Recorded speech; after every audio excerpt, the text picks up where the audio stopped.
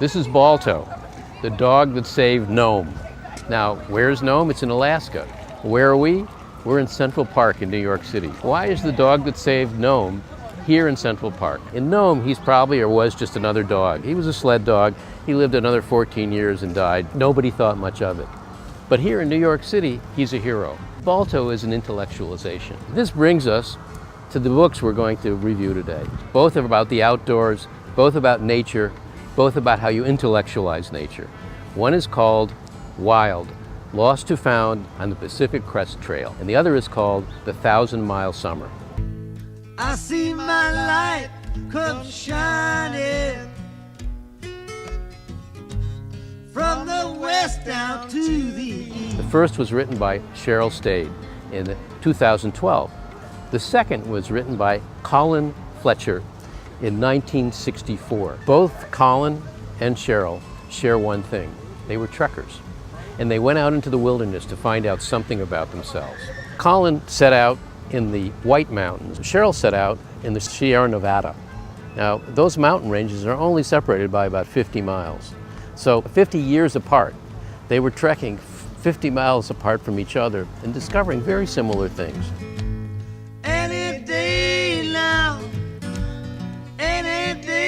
now, I shall be relieved. Let's talk about trekking first. Trekking is something that's magnificent agony. It's 12 hours a day with 40 pounds on your back. It's getting into your tent at night and it's massaging your legs that hurt so much you don't know if you can even eat. But there's something else to this, because when you get finished with it, you've accomplished something and you found something in yourself that you don't understand, but you know you've changed. Interestingly enough, neither of these books was written when the hikes were finished. Colin wrote his book in about 1964 and the hike was in 1958. Cheryl published her book in 2012 and the hike was in 1995. The process of understanding what these hikes were about, just like the process of understanding what Balto is about, took a long time, and it was really an abstraction from what happened in the wilderness to what was going on in their mind in civilization. They say every man must need protection. Colin Fletcher was a lifelong trekker and wanderer.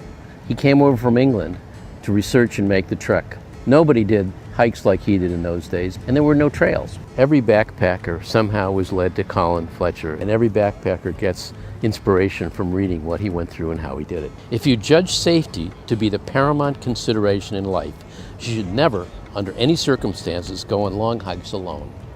Don't take short hikes alone either, or for that matter, go anywhere alone.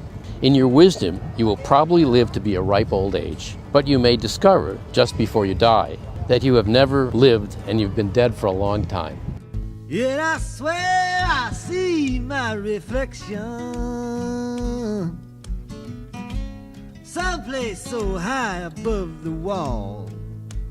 Cheryl Stade was a troubled girl from Minnesota whose marriage had just broken up, whose mother had just died, and somehow she got the idea that she was going to walk the Pacific Crest Trail. She always wanted to be an author. In the book, in fact, tells you all the books she took along and read along the trail. She mentioned that she now wears a dress to hike.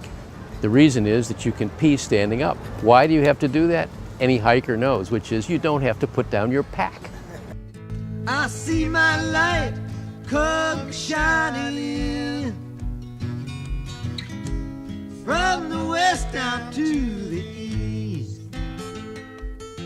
Each one of these authors, after going through the agony of something that was very physical, for reasons that they go into in their book that are very private to them, found the same conclusion at the end, which is, I've accomplished something and I don't quite know what. Colin Fletcher inspired me to be a trekker in the Sierra, and through Cheryl Stade, I relived what I had already done. The truth in it is, I'm still searching. It was all unknown to me then. As I sat on that white bench on that day, I finished my hike. It was enough to trust that what I'd done was true, to understand its meaning without yet being able to say precisely what it was. It was my life, so very close, so very present, so very belonging to me.